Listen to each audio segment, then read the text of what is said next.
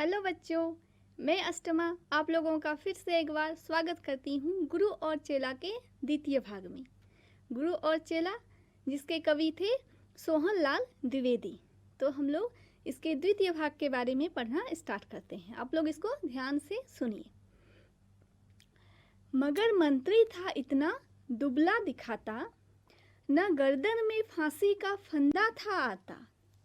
कहा राजा ने जिसकी मोटी हो गर्दन, पकड़कर उसे फांसी दो तुम इसी क्षण। तो क्या था कि राजा ने क्या किया था, आदेश दिया था कि मंत्री को ले जा कर के उसको फांसी चढ़ा दो। जल्लाद को बोला था ये। तो जल्लाद क्या कर रहे थे, मंत्री को पकड़ के ले जा कर के फांसी के पास ले कर के जा रहे थे फांसी दिलवाने के लिए। मगर क्या हो गया, उसमें एक क्या हो गया, मगर मंत्री था इतना दुबला दिखाता, मतलब मंत्री जो था वो बहुत ही दुबला था, मतलब बहुत ही पतला था, बहुत ज़्यादा पतला था। न गर्दन में फांसी का फंदा था आता, मतलब इतना ज़्यादा वो पतला था कि उसका गर्दन जो है, ये गला जो है वो क्या था, वो भी बहुत ज़्यादा पतला था। तो वो जो फांसी का फंदा जो कि रस्सी से बना था, वो फांसी का फंदा ज़्यादा बड़ा था और उसका गला क्या था, पतला था। मतलब उस फांसी के फंदे में उसका गला अटक नहीं रहा था, बहुत ज़्यादा ढीला हो रहा था। कहा राजा ने जिसकी मोटी हो गर्दन, पकड़कर उसे फांसी दो तुम इसी क्षण।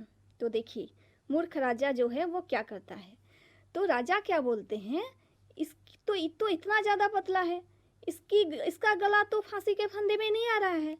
तो उसने क्या आदेश दिया कि जाओ, अपने संतरी को उसने आदेश दिया कि जाओ एक मोटा एक आदमी को ढूंढ करके लाओ जो कि जिसका जो गला हो वो मोटा हो, और उसको पकड़ कर उसे फांसी दो तुम इसी क्षण। इसी समय उसको पकड़ के लाओ और इसी समय उसको तुम इसी क्षण में, इसी समय में उसको फांसी पर चढ़ा दो।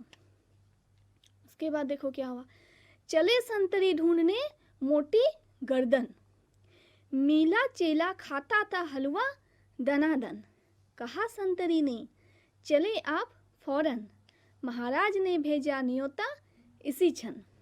तो जो संतरी है, जो सैनिक है राजा के, वो क्या करते हैं, वो ढूंढने के लिए निकल जाते हैं। चले संतरी ढूंढने मोटी गर्दन, किसको ढूंढने निकल जाते हैं, ऐसा आदमी जिसकी गर्दन मोटी है।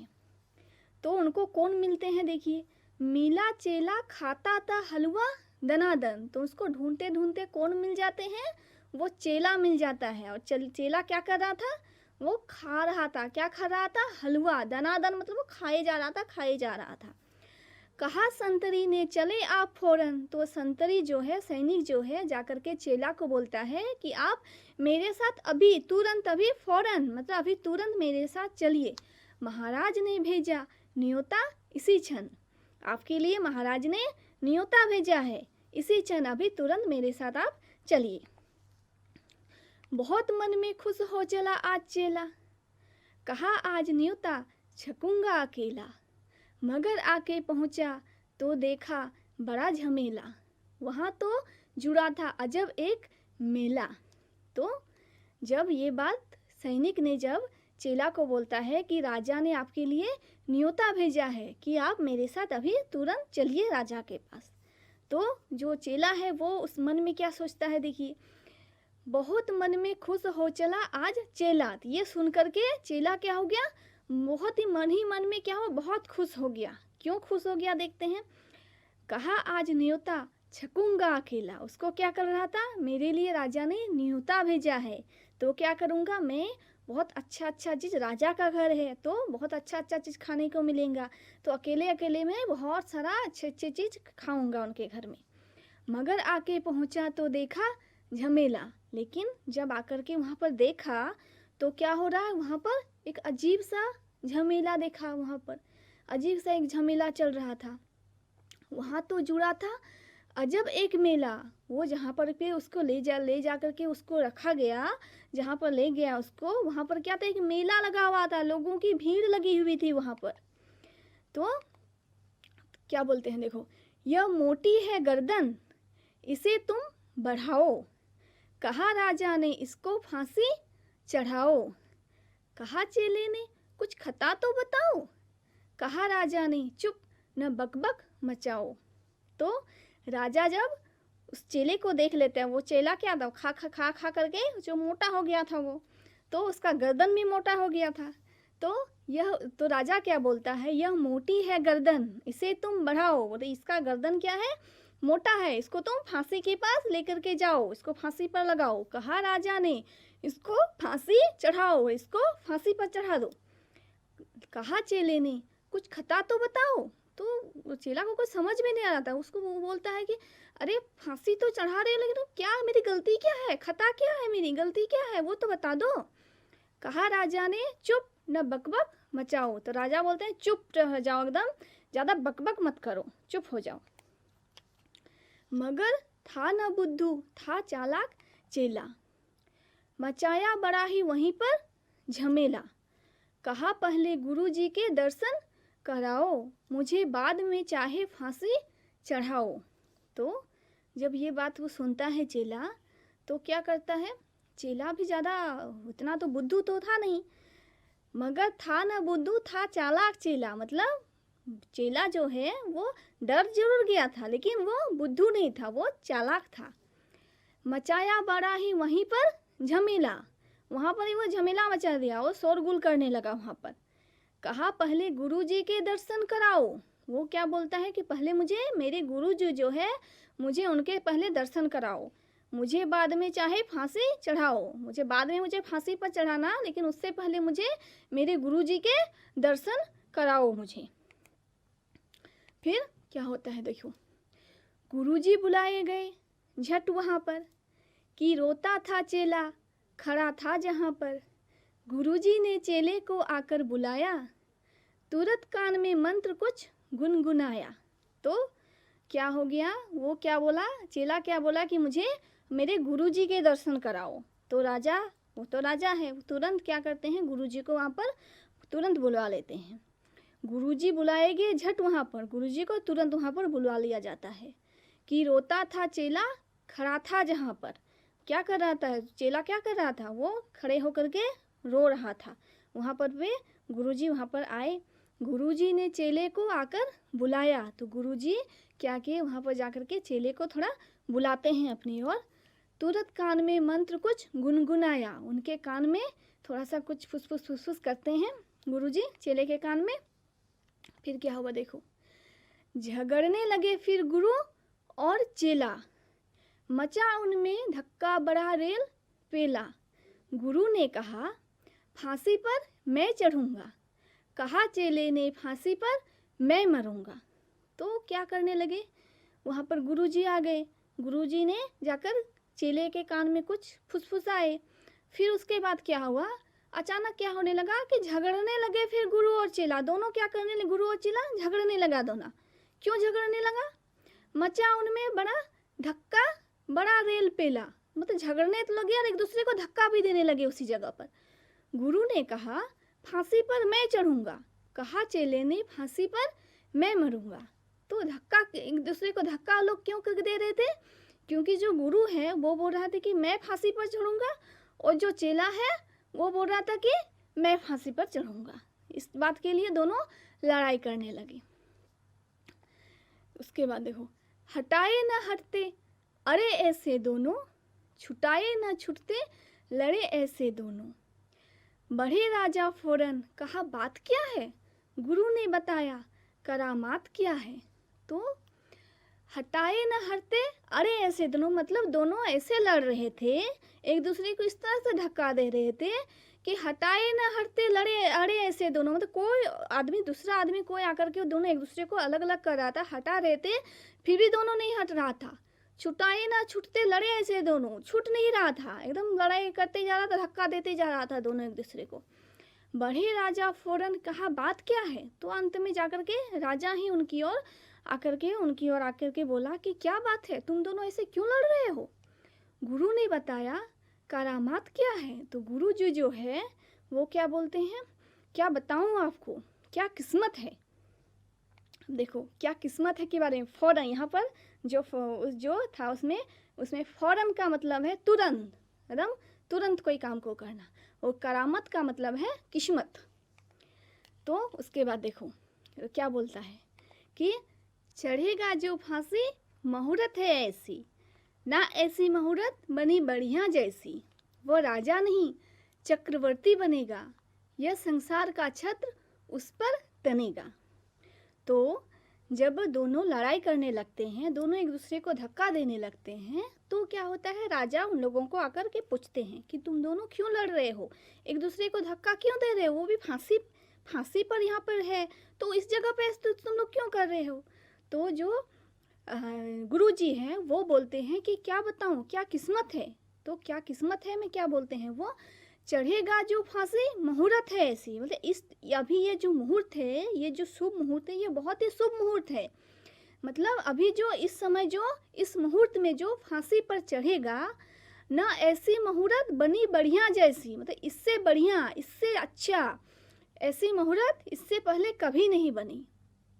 वो राजा नहीं चक्रवर्ती बनेगा, यह संसार का छत्र उस पर तनेगा। मतलब इस समय जो फांसी पर चढ़ेगा वो सिर्फ राजा ही नहीं, क्योंकि राजा कौन होते हैं, राजा सिर्फ एक राज्य के, एक नगर के या एक देश के ही राजा पर प्रधान होते हैं वो। लेकिन जो चक्रवर्ती होते हैं वो कौन होते हैं, पूरे संसार का राजा होते हैं। तो बोलते हैं कि वो सिर्फ राजा ही नहीं बनेगा, वो चक्रवर्ती राजा बनेगा, यह संसार का छत्र उस पर तनेगा।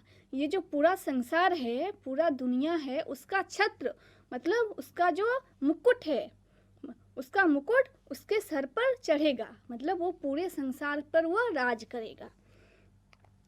उसके बाद देखो, तो चक्रवर्ती कठिन शब्द जो है चक्रवर्ती, चक्रवर्ती का मतलब होता है पूरे संसार का राजा, ठीक है। और छत्र, छत्र मतलब एक तो छत बोल सकते हैं या फिर मुकुट, उसको मुकुट भी बोला जाता है, छत भी बोल सकते हैं। उसके बाद देखिए क्या होता है, कहा राजा ने बात सच गर यही, गुरु का कथन झूठ होता नहीं है। कहा राजा ने फांसी पर मैं चढ़ूंगा, इसी दम फांसी पर मैं ही टंगूंगा। तो जब ये बात राजा जब गुरुजी से ये बात सुनते हैं तो वो थोड़ा सोच में पड़ जाते हैं। तो फिर सोच करके वो क्या बोलते हैं राजा, कहा राजा ने बात सच गर यही, वो राजा बोलते हैं अगर यही बात सच है कि ये मुहूर्त इतना अच्छा है कि वो जो फांसी पर चढ़ेगा वो चक्रवर्ती राजा बनेगा, पूरे संसार का राजा बनेगा, ये बात अगर सच है, गुरु का कथन झूठ होता नहीं है। क्योंकि ये बात कौन बोल रहे हैं, ये बात गुरु बोल रहे हैं, एक गुरु बोल रहे हैं, और गुरु कभी झूठ कभी नहीं बोलता है, जो भी बोलते हैं वो सच बोलते हैं। कहा राजा ने फांसी पर मैं चढ़ूंगा, तो राजा क्या बोलते हैं, दूसरा कोई फांसी पर नहीं चढ़ेगा, फांसी पर मैं चढ़ूंगा, इसी दम फांसी पर मैं ही टंगूंगा। बोलते हैं इसी समय एकदम इसी मुहूर्त पर मैं फांसी पर टंगूंगा, कोई और नहीं, मैं ही टंगूंगा। चढ़ा फांसी राजा बजा खूब बाजा, प्रजा खुश हुई जब मरा मूर्ख राजा। बजा खूब घर घर बधाई का बाजा, थी अंधेर नगरी था अनबुझ राजा। तो क्या हो गया, राजा जब गुरुजी ये बात बोलते हैं कि ये बहुत ही शुभ मुहूर्त है और इस मुहूर्त में जो भी फांसी पर चढ़ेगा वो चक्रवर्ती राजा बनेगा, पूरे संसार का राजा बनेगा, तो इस बात पर राजा क्या बोलते हैं, कोई और नहीं, मैं चढ़ूंगा फांसी पर। तो उसके बाद देखो क्या होता है, वो राजा बोले मैं चढ़ूंगा फांसी पर, तो क्या हुआ, वो राजा थे वो जो बोलेंगे वही होगा ना। तो चढ़ा फांसी राजा बजा खूब बाजा, तो क्या हुआ, राजा फांसी पर चढ़ गया, फांसी पर लटक गया। तो बजा खूब बाजा, तो राजा जब फांसी पर चढ़ गया मतलब वो मर गया, तो बजा खूब बाजा, लोग इतने ज़्यादा खुश हो गए कि लोग बाजा बजाने लगे तरह तरह की। प्रजा खुश हुई जब मरा मूर्ख राजा, तो वो राजा क्या था, मूर्ख था वो राजा, तो वहाँ के जो प्रजा थे वो बहुत खुश हुए जब उनका मूर्ख राजा मर गया। बजा खूब घर घर बधाई का बाजा, घर घर में लोग एक दूसरे को बधाई देने लगे, बाजा बजाने लगे, मिठाई देने लगे। थे अंधेर नगरी था अनबुझ राजा। ये जो कविता है, ये जो कहानी किसके बारे में थी, उस अंधेर नगरी के बारे में जहाँ के राजा क्या थे, अनबुझ थे। जो कि मूर्ख थी। तो बच्चों, हमारा कविता जो है पूरा समाप्त हो गया। अब हम लोग क्या करते हैं, अब हम लोग इसके अध्याय के बारे में देख लेते हैं, इसके प्रश्न उत्तर के बारे में देख लेते हैं। तो सबसे पहला प्रश्न, प्रजा खुश हुई जब मरा मूर्ख राजा। इस प्रथम प्रश्न का इसको पार्ट वाइज डिवाइड किया गया है, इसका क नंबर है, अंधेर नगरी की प्रजा राजा के मरने पर खुश क्यों हुई। जो अंधेर नगरी थी उसकी जो राजा थे वो जब मर गए तो उसके प्रजा इतने ज़्यादा खुश क्यों हो रहे थे। तो उसके हम लोग देख लेते हैं। अंधेर नगरी की प्रजा राजा के मरने पर इसलिए खुश हुई क्योंकि वो मूर्ख था, वो कोई भी काम समझदारी से नहीं करता था, जिनसे उस नगर की प्रजा बहुत परेशान थे। उसके मरने से उनकी वर्षों की तमन्ना पूरी हो गई और उन्हें लग रहा होगा कि अब उनके सारे दुखों का अंत हो जाएगा। तो यही सोचकर जो वहाँ के प्रजा थे, उस नगर अंधेर नगरी के जो प्रजा थे, जब राजा मर गए तो बहुत वो लोग खुश हुए। इसके बाद इसका ख नंबर, यदि वे राजा से परेशान थे तो उन्होंने उसे खुद क्यों नहीं हटाया। आपस में चर्चा करो।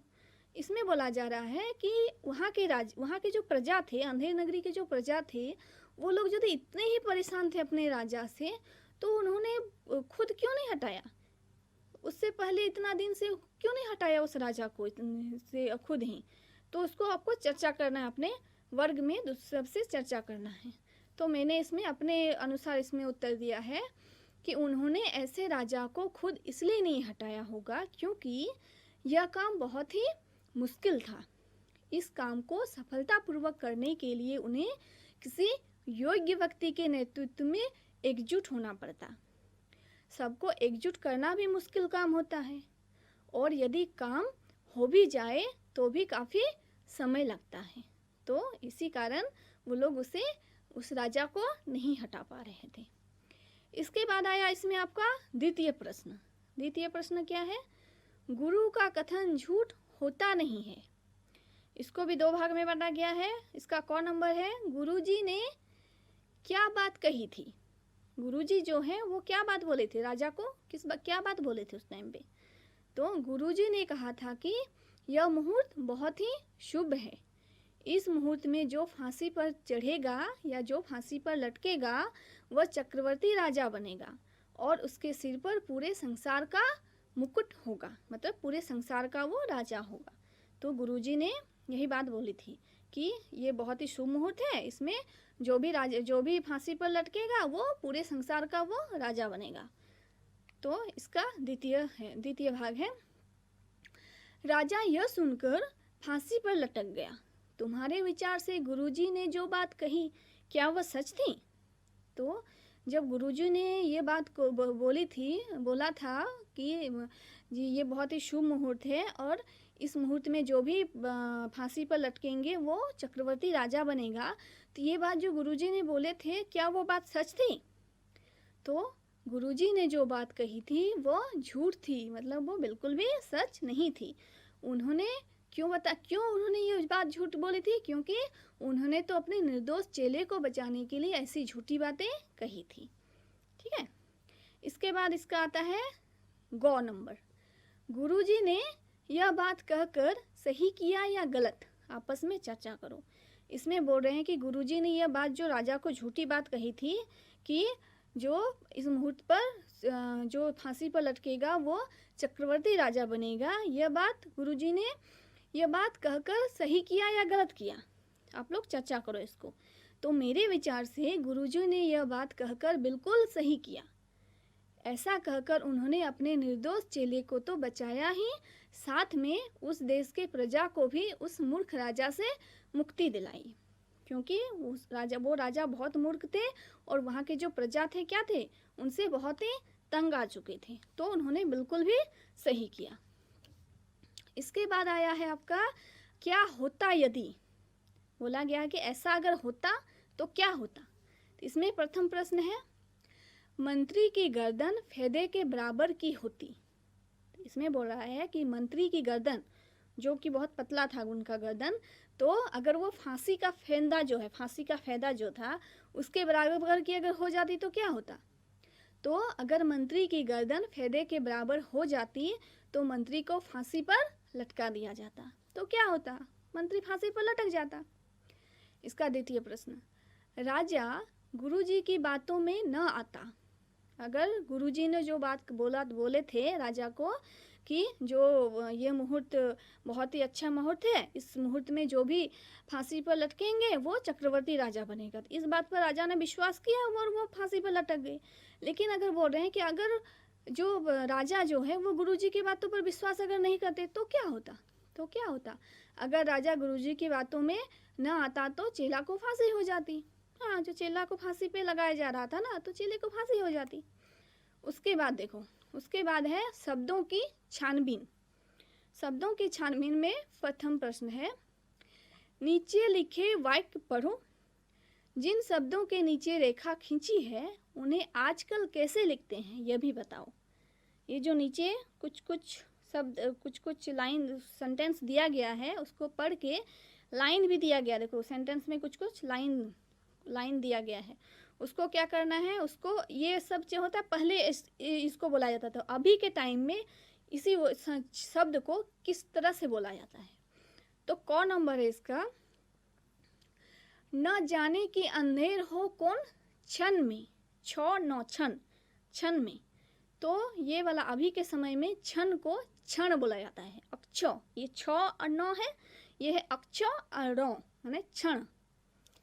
उसके बाद है ख नंबर, गुरु ने कहा तेज ग्वालिन न भगरी। तो भग को क्या बोला जाता है? भागरी, ठीक है, भग मतलब भाग। उसके बाद आया आपका गौ नंबर, इसी से गिरी यह मोटी घनी थी। घनी मतलब गहरा, ज़्यादा गहराई तक, ठीक है। उसके बाद है ये गलती न मेरी यह गलती बिरानी। बिरानी का मतलब होता है पराई, इसको अभी बोला जाता है पराई। न ऐसी मुहूर्त बनी बढ़िया जैसी, तो मुहूर्त को बोला जाता है अभी मुहूर्त, ठीक है। इसके बाद है द्वितीय प्रश्न इसका, चमाचम थी सड़कें।